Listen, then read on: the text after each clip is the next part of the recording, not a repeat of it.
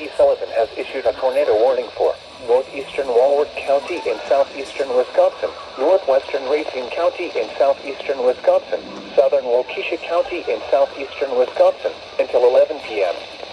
At 10:33 p.m., a severe thunderstorm capable of producing a tornado was located near Palmyra, or 7 miles northwest of East Troy, moving east at 55 miles per hour.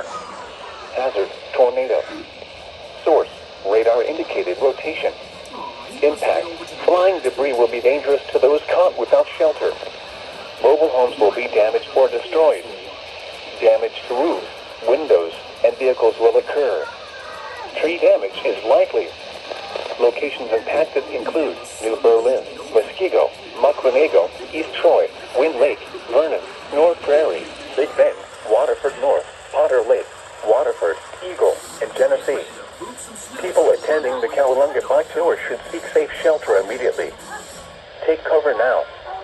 Move to a basement or an interior room on the lowest floor of a sturdy building. Avoid windows. If you are outdoors, in a mobile home, or in a vehicle, move to the closest substantial shelter and protect yourself from flying debris.